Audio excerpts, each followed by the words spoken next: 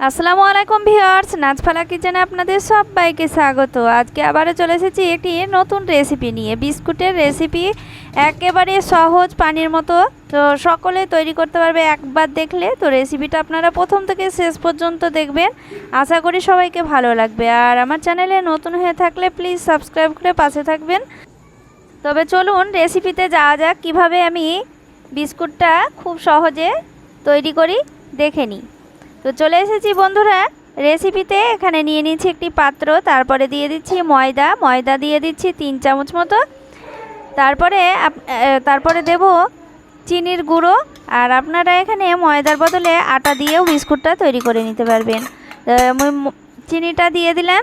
এরপরে দিয়ে দেব তিলটা দিলে খেতে অসাধারণ লাগে। তারপরে দিয়ে দেব দুধ, শুকনো গুঁড়ো দুধ দিয়ে দেব। এরপরে দিয়ে দেবো 2 চামচ মতো ঘিটা দিলে টেস্টটা অনেকটাই বেড়ে যাবে।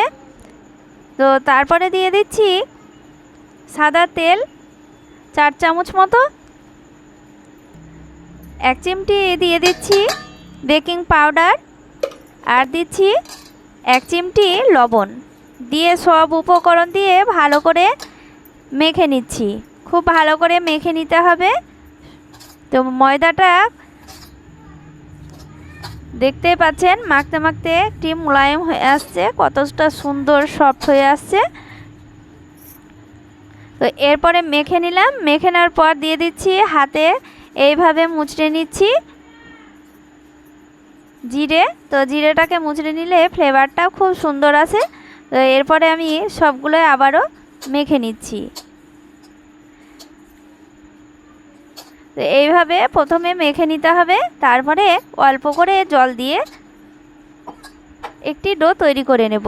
তো আপনারা আমি এখানে জল দিয়ে মেখে নিচ্ছি, আপনারা এখানে দুধ দিয়েও মেখে নিতে পারেন। তো দেখুন এইভাবে ডোটা তৈরি করে নিলাম। তো খুব নরমও হবে না, খুব শক্তও হবে না। তো এইভাবে মেখে নিয়ে তারপরে এইভাবে বেলে নিয়েছি। তো দেখুন মোটা করে বেলে নিতে হবে। তারপরে সাইডটা আমি কেটে নিচ্ছি, দিয়ে সমান করে নিচ্ছি। একেবারে পানির মতো সহজ রেসিপিটা। তো দেখুন আমি এইভাবে কেটে নিলাম। তারপরে হালকা করে আবার বেলনা দিয়ে 2 বার ঘুরিয়ে নেব। তো দেখুন এইভাবে বেলনা দিয়ে ঘুরিয়ে নিলাম, তারপরে এবার কেটে নিচ্ছি। তো আপনারা শেপটা যেমনভাবে পছন্দ সেইভাবে আপনারা শেপটা করে নেবেন। তো দেখুন আমি এইভাবে 4 কোণা করে কেটে নিলাম। তো 4 কোণা করে কেটে নিলাম। তো এইভাবে আমি সব বিস্কুটগুলোই কেটে নেব। এই যে দেখুন সবগুলোই তৈরি করে নিয়েছি। এরপর ভেজে নেওয়ার পালা। তো তারপরে কড়াই চাপিয়ে দিয়েছি, কড়াই দিয়ে দিচ্ছি পরিমাণ মতো সাদা তেল। তারপরে একে একে বিস্কুটগুলো দিয়ে দিচ্ছি। আর তেলটা গরম করা যাবে না, একেবারে হালকা। তো হালকা আছে বিস্কুটটা ভেজে নিতে হবে।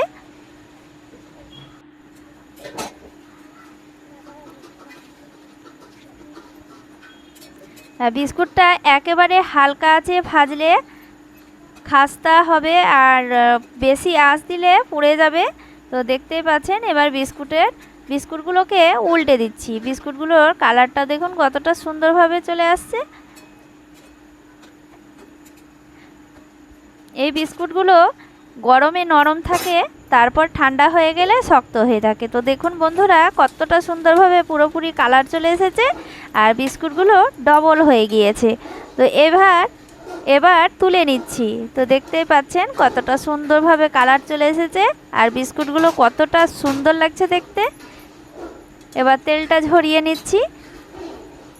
তো এই রেসিপিটা আমি ভেজে নিচ্ছি বিস্কুট রেসিপিটা তেলে না ভেজেও তৈরি করা যায়। তো আমরা যেভাবে কেক তৈরি করি সেইভাবে